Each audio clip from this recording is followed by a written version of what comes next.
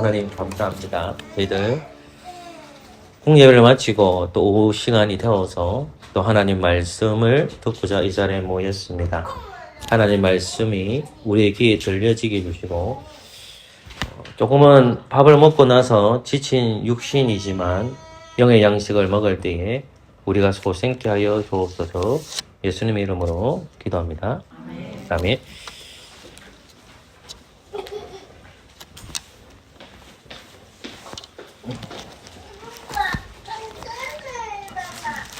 사도행전 2장 오늘 본문 좀 공부하고 마가복음 공부로 들어가겠습니다. 제가 웬만하면 예시를 딱 마치는 시간 보도록 하겠습니다. 그래서 한 지금 25분, 26분 정도 됐는데 한 35분 정도 제가 한번 달려가 보겠습니다.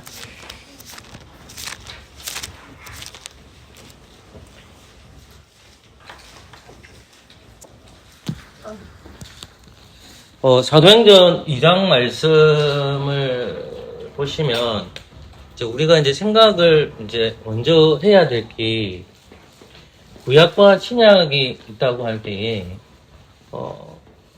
하나님께서는 그의 아들을 이 땅에 예수 그리스도를 보내주거든요.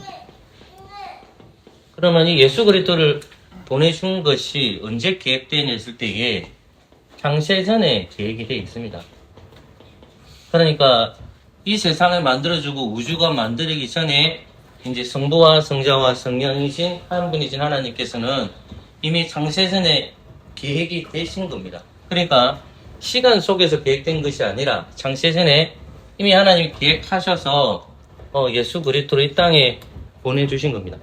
그래서 성경에 나오는 모든 역사는 대부분의 역사들이 시간 속에 있는 역사예요. 물론 시간이 아닌 역사도 가끔씩 등장하지만은 대부분의 역사들은 시간 안에서 벌어지는 역사라고 해서 그것을 가리켜 구속사라고 얘기합니다. 그러면 이렇게 구원의 역사에서 하나님께서 누구를 보내주실 것을 작정하시고 예정했냐 했을 때에 그 다름아니 예수님을 예정하신 것입니다. 마찬가지로 성령님도 보내주시는 것도 성부와 성자, 성령 하나님, 삼위일체 하나님께서 협의하여서 성령께서 이 땅에 오시는 겁니다. 그래서 구약 시대에는 성령님의 역사가 제한적으로 역사됩니다. 이게 성령님이 제한이 나는 역사가 성령님이 못 미치고 미혹하는 단계가 아니라 하나님께서 창세전에 계획하셨을 때에 신학 시대에 예수님께서 소위 말하는 구속을 완성해야 됩니다. 제가 이 단어가 어렵다고 할 수 있는데 구속이라는 것은 다른 말로 하면 구원이죠. 구원을 누가 완성하는 거예요? 예수님께서 완전하게 완성하시는 거잖아요. 그래서 예수님이 완성하시는 것을 일단은 낮아지시고 어떻게 되는 겁니까? 높아지심이 있잖아요. 그죠? 그래서 예수님께서 이 모든 사역을 완성해야 되는데 딱 하나 남았어요. 그게 뭐냐면 다시 이 땅에 재림만 남아있는 겁니다. 이건 누가 할 수 있냐 했을 때에 이것을 할 수 있는 것은 예수님밖에 없어요. 우리가 하는 게 아니에요. 그거를 한자의 의무로 말할 때 뭐라고 얘기하냐면 기독론이라고 합니다. 이걸 다르게 말하면 예수 그리스도론이라고 합니다. 예수님론 이렇게 얘기하면 됩니다. 그러니까 구원을 완성하셔야 되는데 예수님이 구속을 완성하시고 하늘로 승천하시고 난 다음에 성령을 보내주신 사건이 사도행전 2장에 기록되어 있는 거예요. 예수님은 어디 계시냐 했을 때 이미 하늘로 올라가셨죠. 그래서 예수님을 우리가 고백할 때에 성부 곁에 있다 하고 또는 성부 보좌 우편에 앉아 있다. 서가 있다 되고 앉아 있다고 해도 됩니다. 앉은 것도 의미가 있고 서가 있는 것도 의미가 있는 겁니다. 자, 그러니까 상징적으로 생각합니다. 그럼 예수님이 하늘에 있었을 때 계속 앉아 있느냐, 서가 있냐는 게 아니라 예수님은 하늘에서 움직이시겠죠. 우리는 보이진 않지만. 근데 성경에서 앉아 있다는 것과 서가 있는 것은 의미가 있습니다. 어쨌든 간에 예수님은 하늘로 승천하셔서 그 성부 하나님으로부터 성자이신 그리스도께서 받은 선물이 성령님입니다. 그러니까 선물이라고 하니까 마치 성령님이 성부보다 못하고 성자보다 못한 것으로 생각하시면 안 됩니다. 창세전에 계획되기 때문에 성부와 성자, 성령은 동일하신 분이십니다. 권능과 영광적인 면에서요. 그러면 성령님께서 지금 어디로 왔느냐 했을 때에 이 땅을 오신 거죠. 특별히 어디에 오셨다? 교회에. 그게 오순절 성령 강림 사건이자, 그래서 구약 시대에는 성령님의 활동이 제한적이기 때문에 모든 사람들에게 예수 그리스도를 믿는 사람, 그러니까 약속을 믿는 사람은 그리스도를 믿는 사람입니다. 아브라함이 구원받은 사람이잖아요. 이게 누굴 믿었냐 했을 때에 누구를 믿었다는 겁니까? 예수 그리스도. 근데 그들이 들은 것은 뭐예요? 복음이잖아요. 약속의 말씀을 믿는 것이 누구를 믿었다? 예수 그리스도를 믿는 겁니다. 이해됐죠? 자, 그러면 아브라함의 시대 때는, 족장의 시대 때는, 노아 시대 때는 성령님의 활동이 대부분 누구에게 임할 때에 그게 왕, 제사장 또는 뭡니까? 선지자에게 임하는 겁니다. 왕, 제사장, 선지자. 이렇게 보시면 돼요. 근데 신약 시대에는 오순절 성령 강림 사건에는 왕, 제사장, 선지자가 누가 되냐 했을 때에 누가 되죠? 교회가 되랍니다. 베드로가 맡은 말씀을 기억해요. 교회를 가르칠 때 왕과 또 뭐죠? 제사장이라고 하잖아요. 그러니까 교회는 이제는 건물이 아니라 사람이죠. 사람의 무엇이 임하냐 했을 때 성령님이 임재하는 겁니다. 임재. 그래서 이제는 성령님이 어떤 돌성전이나 집대에 있는 것이 아니라 사람에게 임하는 거예요. 여기까지 이해됐죠? 그러면 그 성령님이 임한 교회는 이제 사람을 가리키는데, 그 교회가 무엇으로 충만해야 되냐면 사도의 가르침으로 충만해야 된다는 겁니다. 그러면 그 사도의 가르침이라고 할 때에 사도의 가르침이 교회의 정체성을 가르쳐 주는 거예요. 그럼 사도의 가르침이 뭐냐 했을 때에 제가 뭐라 했죠? 이거 말씀 선포예요. 그 다음에 있는 것이 뭐냐면 일단은 교제 한번 뺄게요. 제가 떡을 떼면이죠. 이걸 제가 뭐라 했죠? 성찬이죠. 그 다음 뭐가 나옵니까? 기도가 나옵니다. 해보시오. 은혜의 방편들이 다 나옵니다. 말씀이 나오죠. 성례가 나오죠. 그리고 뭐가 나와요? 기도가 있죠. 여기 있는 것이 뭐냐면 예배 시간, 예배 시간. 예배인데 이 모든 것이 뭐냐면 예배는 뭐다? 교제. 누구와 교제죠? 하나님과 교회가 성령님 안에서 뭐 하는 거예요? 교제하는 겁니다. 누가 영원한 언약이 될 거죠? 예수님이 우리의 중보자가 되어 주셔서 성부와 성자와 성령 한 분이신 하나님이 예배를 통해서 우리가 뭐 하는 거예요? 교제가 일어나죠. 그럼 그 교제가 일어나는 것이 왜 앞에 여기 교제가 안 나오지 않고 교제가 어디? 맨 앞에 말씀이 나오는 거예요.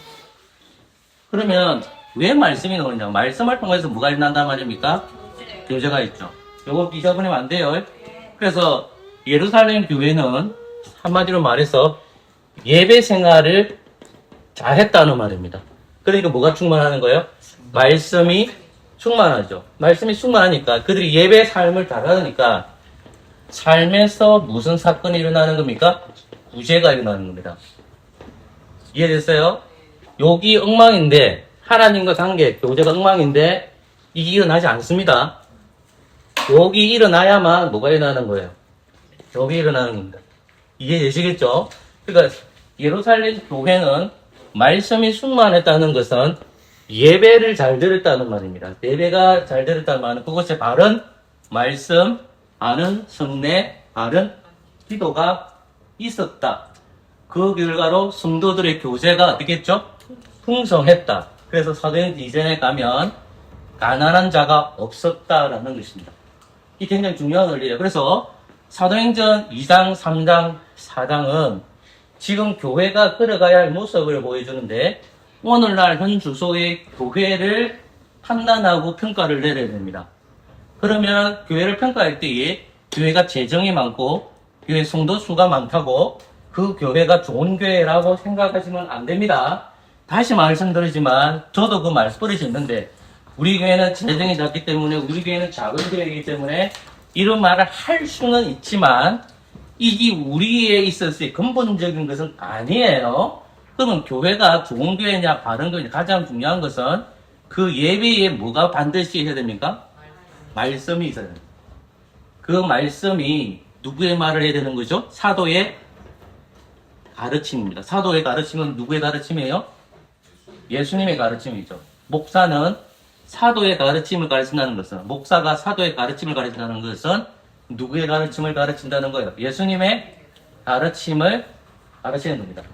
그러니까 목사는 끊임없이 성경을 묵상해서 자기의 생각과 자기의 뜻을 가르치는 것이 아니라, 자기가 생각하는 목양을 하는 것이 아니라, 너 목회 계획이 뭐야? 목회 철학을 얘기하는 것이 아니에요.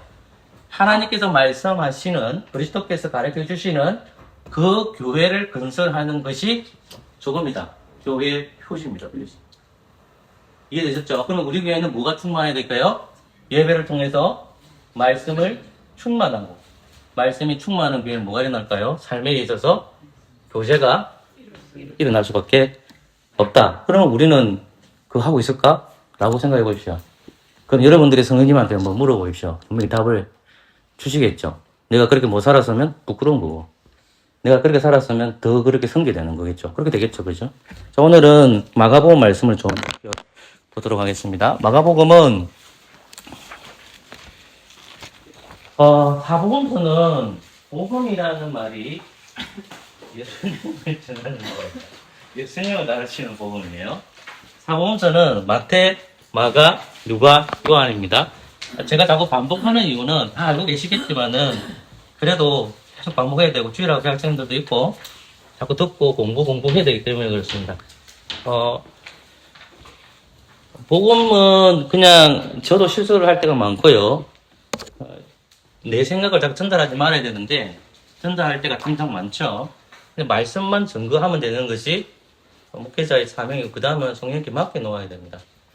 자, 복음서라는 것은, 복음이라는 것은 좋은 소식이잖아요. 이게 뭐예요? 예수님. 하나님께서는 이제 이 예수님이 하늘로 승천했잖아요. 그죠? 그래서 그 사복음서는 마태복음이 있고, 마가복음이 있고, 그 다음 뭐가 있죠?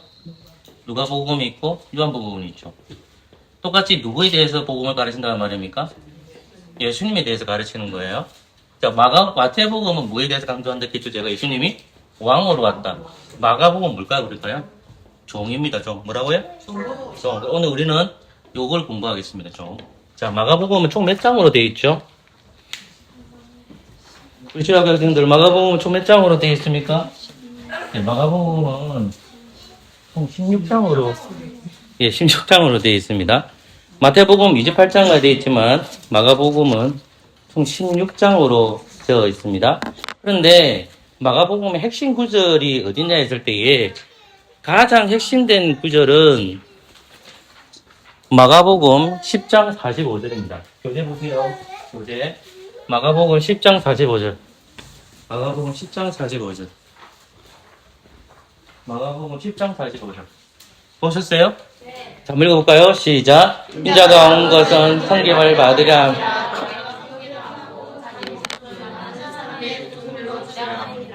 모든 성경 구절이 다 중요하겠지만은, 이 마가복음 총 16장에서 가장 중요한 본문이 어디냐 했을 때에, 대부분의 학자들이나 신학자들이나 목회자들이 이 마가복음 10장 45절을 언급합니다. 자, 인자라는 것은 사람입니다. 사람. 인자가 온 것은 섬김을 받으려 함이 아니라 도리어 섬기려 하고, 자기 목숨을 많은 사람의 뭐로 주러 왔다? 예, 예수님은 많은 사람들을 위해서 죄의 짐을 지고 가는 어린 양, 대속물로 오셨다는 말입니다. 그것을 가리켜 인자라는 말을 쓰죠. 그 다음에 대속물로 오셨는데, 인자로 오신 그분이 섬김이라는 말을 쓰죠. 그죠? 섬김을 왔다는 것은 주님께서 뭘로 오셨다는 말입니까? 종으로 오셨다는 말입니다. 이게 굉장히 중요한 겁니다. 나중에 얘기되겠지만, 종과 노예는 같은 개념이 아닙니다. 주님은 노예의 개념으로 오신 것이 아니고 종의 개념으로 왔다는 거 잊어버리면 안 돼요. 종의 개념, 노예가 아니고 주님은 종의 개념으로 오셨다는 것을 반드시 기억해야 됩니다. 그래서 마가복음은 핵심 구절을 1장 1절하고 마가복음 몇 장? 10장 45절. 2장 1절 말씀 읽어볼까요? 시작. 하나님의 아들 예수 그리스도의 복음의 시작이라. 아멘. 요 시작이라는 말이 헬라어로 아케라는 단어를 쓰는데, 모든 사복음서에 보면 시작의 책이라는 말을 합니다. 그래서 마가복음도 창세기다라는 표현을 이 단어로 쓰는 거거든요. 이거는 제가 다음 주 할게요. 그래서 이 부분 조금 설명이 길어져서 이 부분은 다음 주에 하도록 하겠습니다. 하나님 아들 예수 그리스도의 복음의 시작이다. 이제 그 저자 보십시오. 저자는 마가입니다. 마가. 여러분 예수님이 12사도들이 있는데 마가는 마가복음까지 기록했음에도 불구하고 요 사도 안에 포함되지 않습니다. 그래서 마가를 사도 안에 집어넣지 마세요. 그러니까 마가는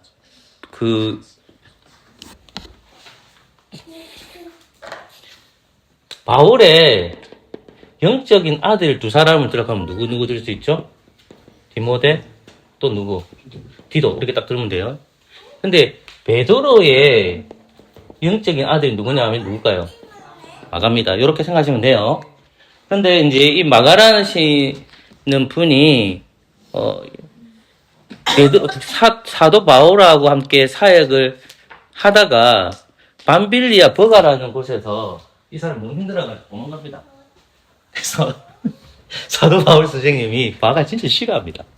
근데 누가 계속 방어하냐면 베드로가 계속 마가를 지켜줍니다. 그래서 후에 가서 이 마가가 이제 또 베드로가 서로 화해해가지고 같이 이제 복음을 전하는 자가 되거든요. 그래서 나중에 시간이 되시면 디모데후서 4장 11절, 빌레몬서 25절, 1장 25절, 골로새서 4장 10절을 참고하시면 바울은 마가를 자신의 동력자라고 표현합니다.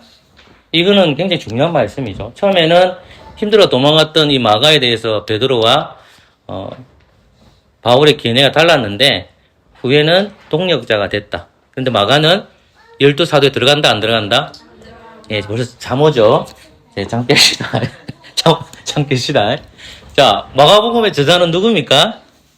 마가입니다. 마가. 가장 중요한 구절은 제가 어디라고 그래야 돼요? 10장 45절. 까먹으면 안 돼요. 자, 그래서 마가는 사도이다 아니다? 아니다. 그것까지 기억하세요. 자, 그러면 마가복음의 주제를 봐야 됩니다. 주제를 한번 보십시오. 주제는 하나님의 종으로 오신 예수 그리스도입니다. 한 단어 요약하면 뭐죠? 종입니다. 우리는 이것을 길게 하면 하나는 하나님의 종으로 오신 하나님의 아들 예수 그리스도입니다. 그래서 마가복음 10장 45절은 종으로 오신 그리스도께서 어떻게 살 것인가를 보여주는 구절입니다. 인자가 온 것은 뭘 받기 위해서 한 것이다? 섬김을 받기 위해서 온 것이 아니라는 겁니다. 이것은 굉장히 중요한 구절입니다. 오히려 그가 섬기기 위해서 왔는데 그 섬김이라는 것이 어떤 신분으로 왔다는 겁니까? 그가 종으로 와서 섬기겠다는 말입니다. 아시겠죠? 그 다음 넘어가세요. 뒤에 페이지입니다.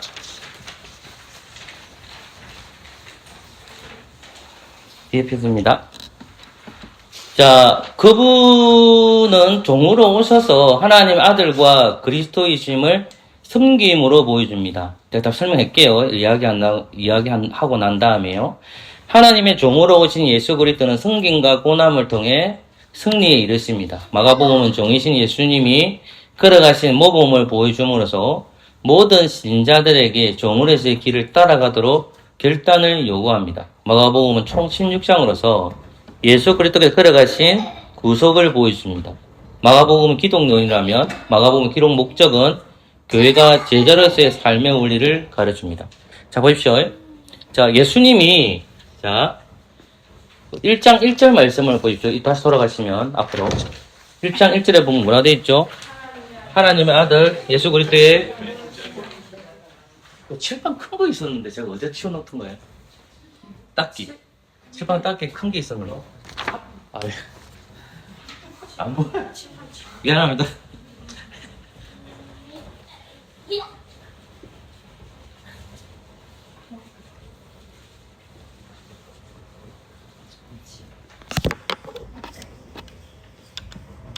되게 시끄럽네, 스피커가요. 자, 하나님의 뭐 이랬죠? 아들. 그 다음에 뭐가 나옵니까? 예수님. 그 다음에 뭐가 나오죠? 그리스도가 나옵니다. 자, 예수님께서는 하나님의 아들로 오셨다는 말입니다. 이 아들이라는 말은 신성입니까? 인성입니까? 아, 예. 요것만 치면 인성인데, 아들이라는 말 보니까 뭐죠? 인성을 강조하는 것을. 자, 보십시오. 예수님이라는 말은 뭐죠? 뜻이 뭐예요? 예수님이 구원자로 오셨다. 구원자로 오셨다. 그리스도라는 말은 뭡니까? 기름 부음을 받은 것. 이런 뜻입니다. 그러면 그 하나님의 아들로 오신 예수님께서 자신이 그리스도이고 메시아이심을 나타나는 것이 뭐냐면 그가 왕의 신분으로 온 것이 아니라 마가복음 어떤 신분? 종의 신분으로 왔다는 겁니다. 이해됐어요?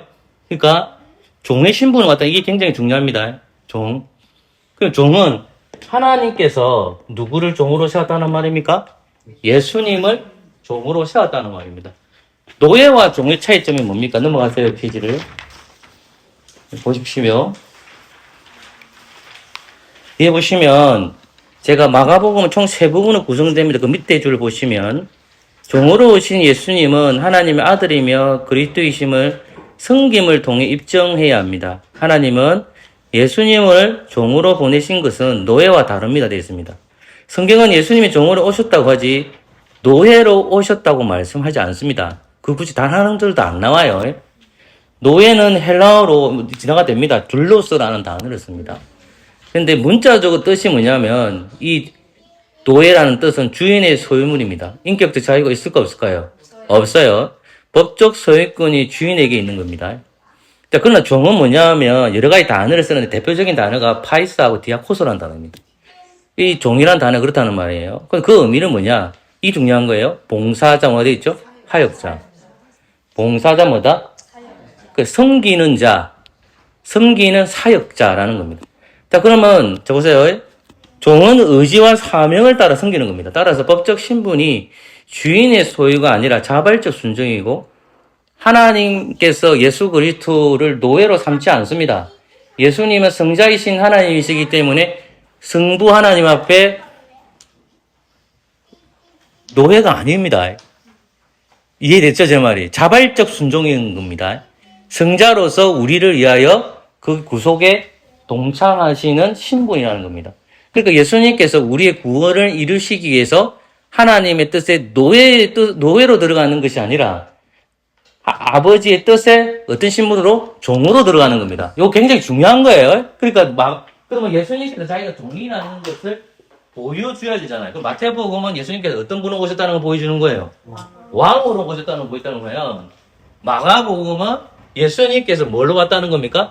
종으로 왔다는 것을 보여줘야 되는 거예요. 그 종으로 왔다는 것은 대표적인 게 뭐냐면 그게 뭐다? 섬김입니다. 섬김. 섬김을 통해서 자기가 종에 왔다는 것을 보여줍니다. 그러면 관련된 구절이 마가복음 10장 45절도 맞지만은 다른 구절 우리 자주 봤던 구절을 한번 볼게요. 여러분 본문 보십시오. 그냥 페이지 보시면 두 번째 페이지 보면 빌립보스 2장 6절하고 7절하고 8절 제가 적어놨죠. 보입니까? 네. 아, 예. 보기 고마워요. 야, 부활했네. 2장 6절부터 8절까지 한번 같이 읽겠습니다. 시작. 그는 근본 하나님과 동등됨을 취할 것으로 여기지 아니하시고 오히려 자기를 비워 종의 형체를 가져 사람들과 같이 되었고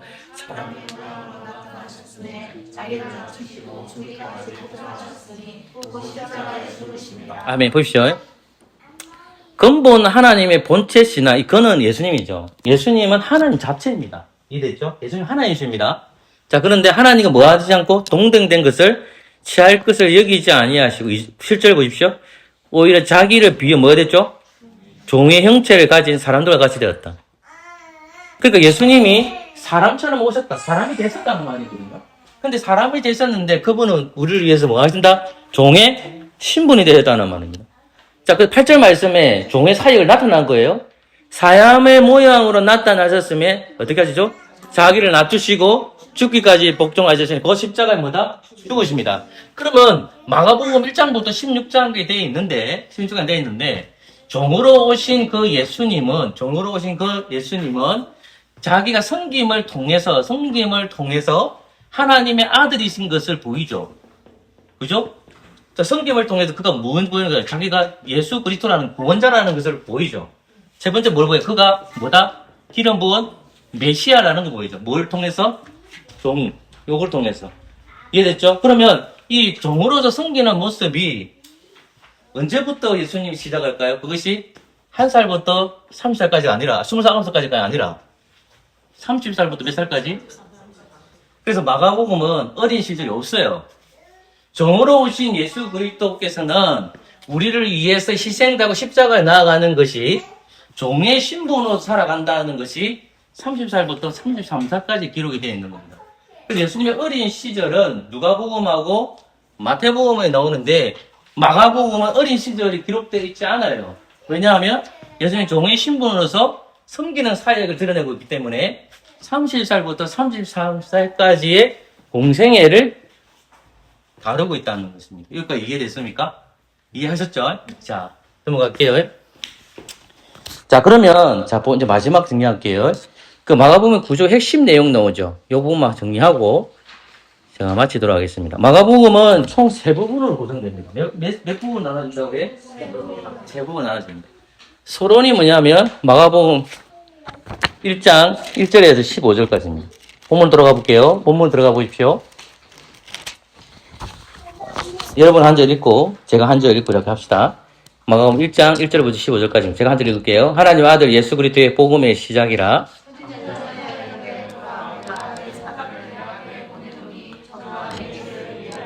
강야에서 외치는 자리가 소리가 있어 가로되 너희는 주의 길을 예비하라. 그의 첩경을 평탄케 하라. 기록된 것과 같이.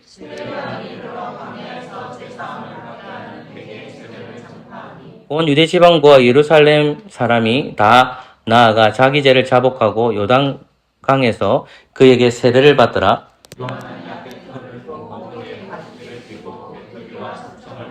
그가 전파하여 가로되 나보다 능력이 많으신 이가 내 뒤에 오시나니 나는 굽혀 그의 신들매를 풀기도 감당치 못하겠노라.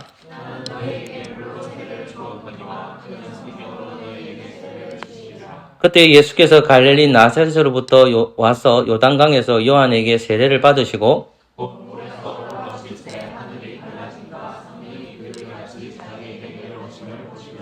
하늘로서 소리가 나기를 너는 내 사랑하는 아들이라 내가 너를 기뻐하노라 하시니라. 강야에서 40일을 계셔서 사단에게 시험을 받으시며 들짐승과 함께 계시니 선사들이 수종되더라.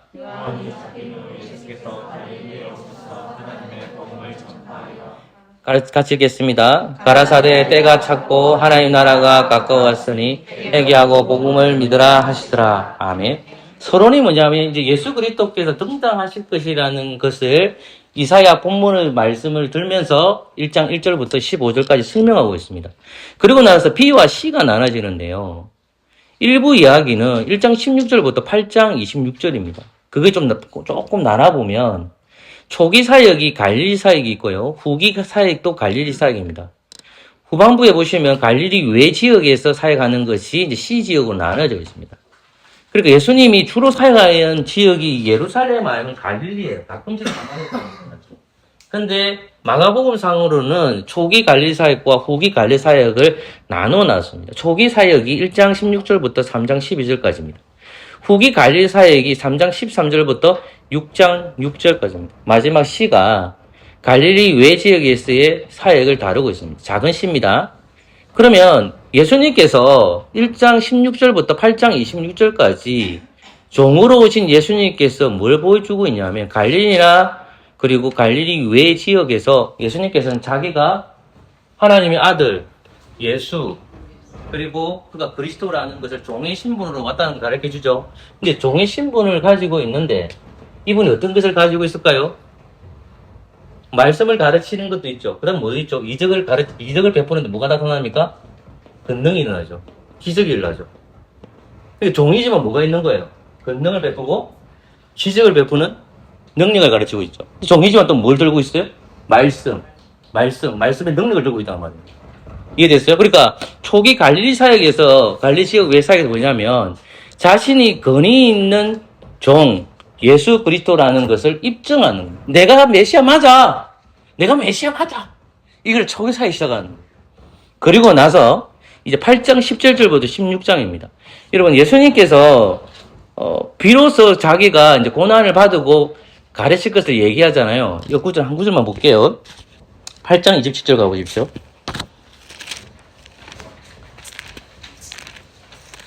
8장 27절입니다.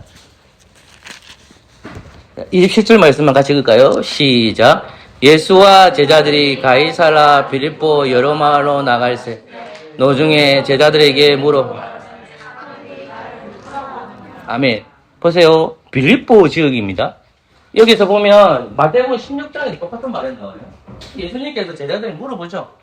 예수님이 나를 누구라 하더냐 했을 때에 사도 베드로가 뭐라고 하면 주는 그리스도에 살아계신 하나님의 아들이신다라는 말이 나옵니다. 똑같이 마가복음도 그 본문을 기록하고 있어요. 근데 그 대신 짧게 기록하고 있죠. 근데 이 8장 27절부터 이제 예수님께서 그전에는 건의 있는 말씀을 통해서 이적을 행하시지만은 이제 갈릴리 주변에서 하죠. 이제는 어디로 들어갈까요? 예루살렘으로 들어가는 겁니다. 누구의 고백이 시작으로부터요? 베드로의 신앙 고백으로 들어갑니다. 그러면 예수님께서 고난의 길로 들어가는데 어디로 들어가느냐? 십자가를 지러 가죠. 그리고 고난받는 종, 내가 그냥 온 종이 아니라 너희들을 위해서 뭘 받으러 왔다? 고난받는 종으로 왔다는 것을 예루살렘으로 가서 십자가 지는 사건을 통해서 보여주시는 거예요. 그러면 예수님께서 종의 신분으로 왔다는 것을 그들에게 보여주죠. 그리고 그 종의 신분으로 왔던 분이 그 구속을 완성하셨죠. 그러면 여러분들이 마가복음 1장부터 16장까지 읽었단 말입니다. 예수님께서 모든 종의 모습을 다 보여주신 거예요. 이 종의 모습을. 이해됐어요? 예수님께서 건의 있는 종으로 왔다는 것도 보여줬어요. 기적과 기사 행을 다 보여줬어요. 그 종이신 예수님께서 어디로 올라갔죠? 하늘로 올라갔죠. 근데 이 땅에 교회를 가르쳐 뭐라고 합니까? 여러분, 목사는 뭐라고 얘기해요? 보통 종이라 하잖아요. 여러분은 뭐예요, 그러면? 목사는 종이에요. 여러분은 뭔데, 그러면? 여러분도 뭐예요, 그러면? 똑같이? 종입니다, 종. 교회는 그리스도의 종이에요, 종. 하나님이 종이에요. 자, 그러면 예수님께서 이 종의 길로 갔으니까 성령님 안에서 너희들도 어떻게 살아라는 말입니까? 종의 신분으로 살아라는 말이에요. 그러니까 마가복음을 볼 때 뭘 봐야 돼, 우리가? 아, 교회는 그리스도와 함께 제자의 길을 가야 되는구나. 고난의 길을 나아가야 되나. 복음의 길로 나아가야 되는구나. 아, 그때 우리에게 고난이 임하는구나. 그래서 마가복음을 통해서 예수님께서 고난을 받으신 것처럼 우리도 동일하게 복음 안에서 뭘 받아야 된단 말입니까? 고난을 받는. 이 종의 신분이에요. 이거 잊지 마세요. 그래서 마가복음을 읽는 이유가 우리 내가 종의 신분이라는 것을 마가복음을 통해서 깨닫게 되고 교회가 나아갈 길이 제자의 길이구나. 그것을 깨닫게 됩니다. 많이 졸아서 여기까지만 할게요. 제가 기도하고 마치겠습니다. 좋으신 하나님 감사합니다. 하나님 뜻 안에서 마가복음을 공부했습니다. 1장부터 16장까지 짧은 시간 안에 다 깨닫고 또 묵상하는 것은 불가능하지만 그러나 차근차근씩 공부하면서 성경을 읽을 때에 도움을 받게 해주시고 종으로 오신 예수 그리스도께서 구원을 완성하신 것을 보면서 우리 또한 이 세상을 살아갈 때에 종의 신분으로 살아가게 해주옵소서. 성령 안에서 우리가 살아갈 때 복음 때문에 고난받는 것을 두려워하지 말게 하여 주시고 예수님께서 승리하신 것처럼 우리도 동일하게 복음 안에서 승리하는 삶을 살아가게 해주시고 파수기의 지체들이 마가복음 읽을 때마다 종으로 오신 그리스도를 발견하여 우리도 동일한 삶으로 살아갈 수 있도록 은혜 내려 주옵소서. 돌아가는 발걸음 지켜주시고 예수 그리스도 이름으로 기도합니다. 아멘.